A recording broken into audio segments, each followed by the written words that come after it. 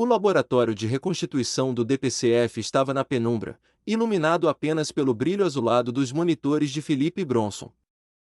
Cenália observava em silêncio enquanto Lívia e Soninha narravam os eventos baseados nas evidências físicas e comportamentais colhidas no galpão. A projeção holográfica começou a rodar. Reconstituição, 12 horas antes da invasão. Local, galpão de sucata de zinco, zona industrial. Hora, 18 horas e 30 da tarde anterior. O cativeiro. A luz do entardecer passava pelas frestas do telhado de zinco, iluminando a poeira e o metal oxidado. Carla Gutierrez estava sentada na cadeira de metal. Ela não parecia uma prisioneira comum, estava maquiada e vestida com uma réplica exata do figurino que a verdadeira Paulina usaria na rave horas depois. Lívia, voz em off. Carla não sabia que ia morrer. A análise do relaxamento muscular inicial sugere que ela acreditava estar em um trabalho de atuação. Ela foi contratada para ser a dublê de corpo. Georgia manteve dopada com doses leves de sedativo para que ela ficasse dócil, mas consciente. A cena final. O ministro George entra no galpão. Ele não está de terno, mas usa uma jaqueta escura. Ao lado dele, um dos agentes do Tripecus afia uma lâmina. Carla tenta sorrir, a voz pastosa pelo remédio. Carla, ministro, quando eu recebo? Quero voltar para Porto Alegre. George, acariciando o rosto dela com uma frieza de gelo, você já cumpriu seu papel, Carla. O mundo vai te conhecer como uma princesa.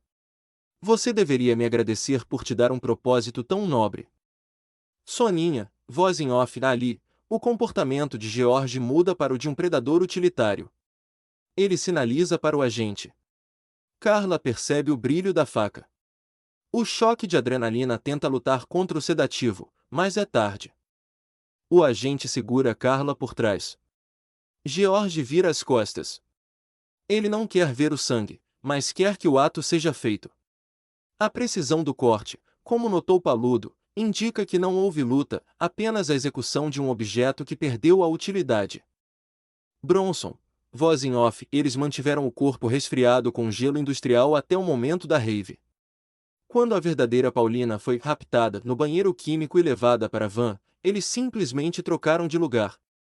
A Paulina viva foi para Gramado, e o corpo da Carla, já sem vida, foi colocado na cadeira para o show ao vivo que eu interceptei. O presente, no DPCF. A projeção se apaga. O silêncio no laboratório é interrompido apenas pelo som da cuia de Cenália. Cenália, eles usaram o tempo biológico da Carla para criar uma ilusão política. Mataram a guria antes mesmo do crime começar.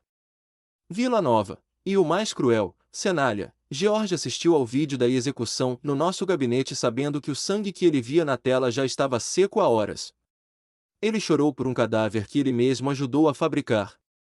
Krisha, isso explica por que a Gianna estava tão nervosa no hotel. Ela não estava preocupada com o sequestro, ela estava com medo de ser a próxima se algo desse errado. Cenália caminhou até a janela, olhando para as luzes de Brotóvia. Cenália, a Carla Gutierrez não era uma princesa, mas morreu num trono de zinco por causa da ganância de homens que se acham donos do mundo. Que esse flashback sirva para a gente nunca esquecer, no DPCF, a gente não caça fantasmas, a gente caça monstros que se escondem atrás de bandeiras e protocolos. O caso está oficialmente encerrado nos arquivos, mas a marca de Carla Gutierrez ficou gravada em cada membro da equipe. O encontro entre a princesa e a Aria ocorreu em uma das salas reservadas do DPCF, longe do burburinho dos agentes e do som metálico das celas.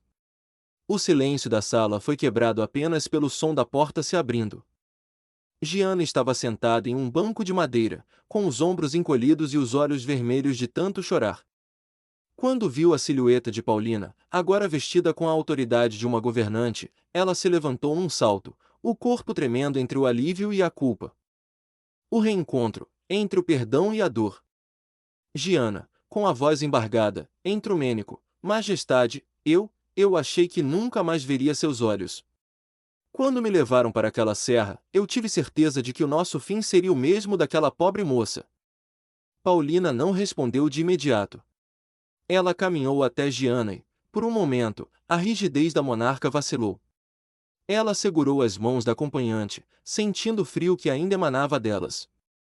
Paulina, eles nos usaram como peças de um jogo de xadrez, Giana. Você foi o peão para me atrair, e eu fui o rei que eles queriam sacrificar. Mas veja, estamos aqui. O solo de Brotov é mais firme do que as montanhas da Trumênia. Giana, caindo de joelhos, soluçando, perdoe-me. Eu deveria ter percebido que o ministro George estava agindo estranho no hotel. Eu deveria ter impedido você de ir àquela festa. Se eu tivesse sido mais forte, aquela brasileira, a Carla. Ela estaria viva. Paulina, puxando Giana para cima, obrigando-a a olhar em seus olhos, não carregue esse fardo sozinha. A culpa é do carrasco, não da corda. George nos enganou porque ele conhecia nossos pontos fracos, o meu desejo de fugir e a sua lealdade cega a ele. Mas agora, Giana, não há mais lugar para a cegueira. Você volta comigo para Trum? Ou quer ficar aqui, onde o ar é mais leve? Giana, eu vou para onde você for. Mas não como sua aia ou sua sombra. Quero ajudar a limpar o nome da nossa nação depois dessa vergonha. O olhar de Cenália. Pelo vidro da sala, Cenália e Krisha observavam a cena. O detetive deu um último gole no seu mate, pensativo. Cenália, sabe, Krisha, a gente vê muita tragédia nesse gabinete. Mas ver duas pessoas se encontrando depois de passarem pelo corredor da morte, isso dá um sentido pro café frio e pras noites sem dormir. Krisha, a Paulina mudou, Cenália. O olhar dela não é mais o de quem quer fugir. É o de quem quer construir. Cenália, é o que acontece quando a realidade bate na porta com a força de um soco. Ela perdeu a liberdade de ser uma ninguém na rave, mas ganhou a responsabilidade de ser alguém para quem não tem nada. Que a Giana cuide bem dela. Ela vai precisar de amigos verdadeiros lá em Trumênia. Paulina e Giana saíram da sala abraçadas. Ao passarem por Cenália, a princesa parou por um segundo e fez um leve aceno com a cabeça, um reconhecimento silencioso de que, em Brotóvia, ela encontrou a verdade que o seu próprio reino tentou esconder. Paulina, rave, nunca mais. Giana, quero que você seja minha ministra. O silêncio que se seguiu à declaração de Paulina foi interrompido apenas pelo som distante de uma sirene nas ruas de Brotóvia. Giana estancou o passo, os olhos arregalados, olhando para a princesa como se tentasse decifrar se aquilo era um delírio pós-traumático ou a decisão mais lúcida que já ouvirá da soberana. Paulina endireitou a túnica, a mão repousando com firmeza sobre o ombro de sua agora ex-acompanhante. A nova ordem da Trumênia. Paulina, eu falei sério, Giana.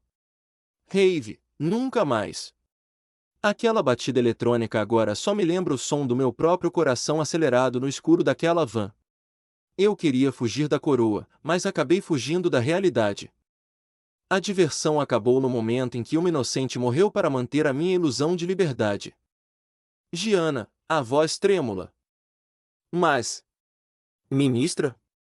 Majestade, eu sou apenas uma acompanhante, uma técnica em etiqueta e segurança básica, eu não sei nada de política externa.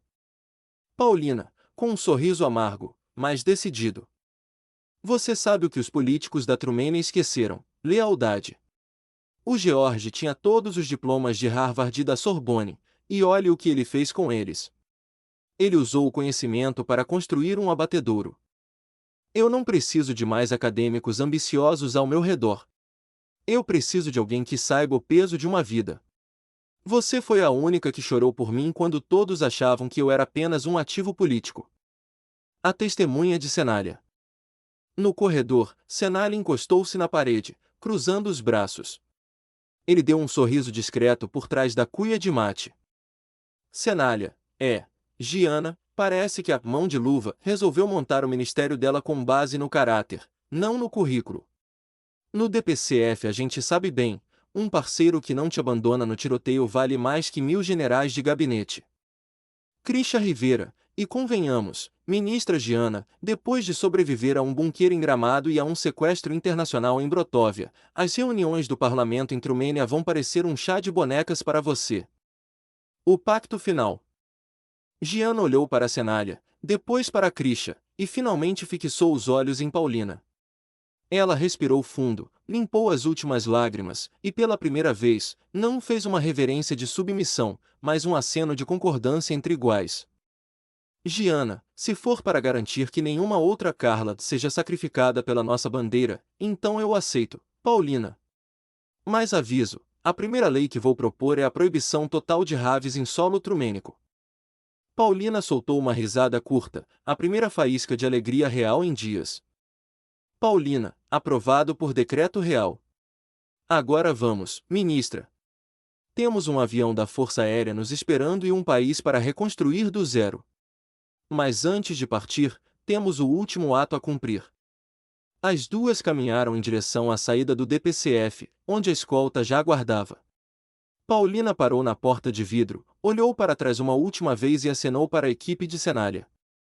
Paulina, detetive, se um dia precisar de um asilo político ou de um bom vinho das montanhas, as portas de Trumênia estarão abertas. Mas não traga música eletrônica. Cenália, levantando o chapéu. Pode deixar, majestade. Vou levar só a erva mate e o meu silêncio. Vou fazer a escolta no seu último ato.